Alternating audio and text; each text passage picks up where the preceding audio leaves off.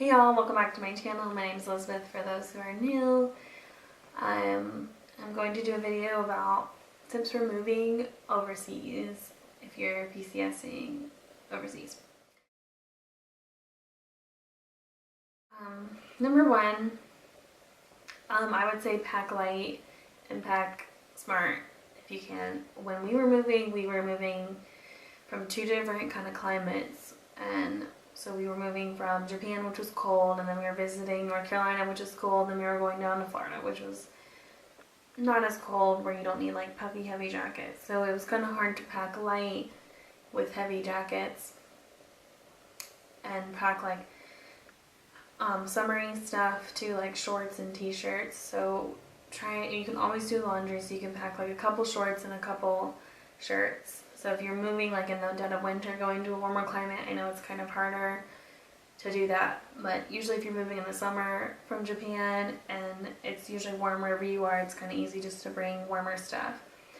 So if you went overseas destination, you are allowed 2 suitcases a person, and I'm pretty sure it's 2, especially if you're on orders. Actually, I don't think it matters. Even if you're macking or whatever, especially if you're on orders, you're allowed as much luggage as you want. I think it's 2, actually, sorry. It's 2 bags for free and 2 carry-ons for free. It's per person, including a baby. So when we moved, so if you're moving that way, that's the way to go. Kind of everybody gets 2 suitcases, and usually you won't get your stuff depending on when you packed out. Well, usually you pack out kind of right before you leave for 30 to 60 days. So that's something kind of to consider. In Japan, you can get loaner furniture. So if you go to the Navy Lodge, I think this is any overseas actually. So you're going and you're in the Navy Lodge and you're waiting for housing. Sometimes there's a wait list, so you're going to be in the hotel. So you got to kind of think about that, like things that you're going to need in a hotel. They have cribs too, so say you don't have a pack and play or whatever, you can rent a crib from the hotel and whatnot.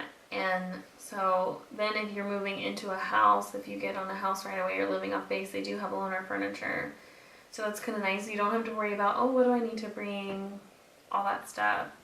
And usually they have at the Family Readiness Center pots and pans and silverware and blankets and sheets and all that stuff. So if you're kind of worried about that too, like I don't want to bring sheets and all that stuff, don't worry about it. Usually you can provide some or meet new friends and get some that way. But some people don't have to have loaner furniture because their stuff arrives and they're still in the Navy Lodge. I think you get 90 days in the Navy Lodge maximum. They're probably changing that, or they probably have changed it. I know they're trying to move everybody on base in Japan, so it's Yokosuka and Ikeigo. I know that's for Yokosuka. I don't know about Sasebo or Okinawa. Difficult or interesting, they're like, oh, get out of the Navy Lodge, because the Navy Lodge always books up fast.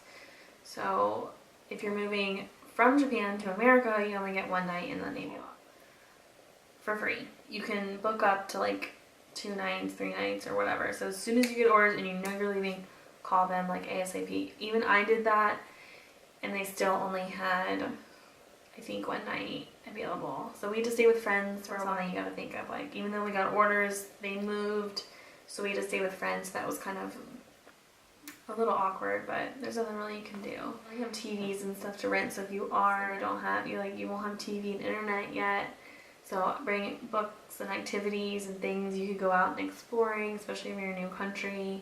And in Japan, they have tons of playgrounds for kids.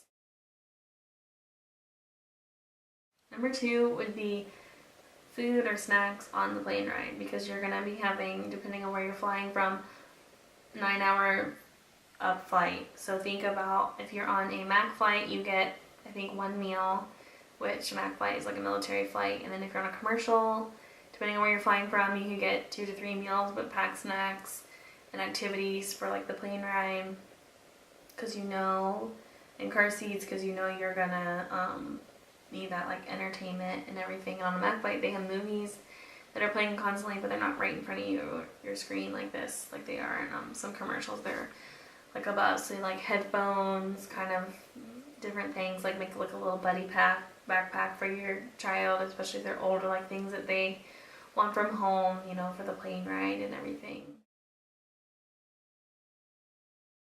Number 3 thing is make sure you have all your paperwork and your passports and everything with you. Don't pack them out because you can't get to your destination if you don't have them. Orders is a big thing. My husband left orders on the MAG flight when we were coming, so we had to like run back to the plane and grab them. It was kind of a hot mess. Our car seat got stuck and we couldn't get it out of the airplane, so he forgot the orders because he was busy with the car seat. But that's definitely something that you need to have with you, because if you don't have it, you can't really get anywhere where you need, because when you check in, like especially your military IDs and your passport, you're gonna need all that stuff because they will check it and make sure that you are supposed to be going to where you are going, and that could be your ticket on your plane, whatever. The thing I would recommend is if they have a bus from your airport to your base. I know Japan has, I'm not sure about Spain or Italy, I'm sure they do, or Guam. And Hawaii is kind of considered overseas too. That's kind of something that I'm not sure. This is like foreign country. That's something that you can sign up for. It's usually free. Before you can go on a CNIC website and look up, they have different bases and you can look up there to get a bus ticket to go, and that's usually free. And your priority orders people always have priority, so you always have a seat if you're on orders, and that's something to kind of look up so you don't have to worry about, oh, how am I going to get to base. That's something that's super easy. I mean, I wish Ben, my husband, knew that when I went to Japan, because we took a train and it was like a really long train ride. So they only have a couple certain times, so if your plane gets in early or late, like that's the one you really have to look into. Plane gets in, you have to take the train or stay the night and wait for the bus in the morning. Taking the train's not a big deal. The airport usually has a lot of English people, speaking people, so you could say, oh, hey, I need to go to Yokosuka, and then kind of go from there. So it's not super hard, but it's hard because if you have a lot of luggage like I did, you're going to run into some issues trying to haul 8 pieces of luggage with 2 of you on a train.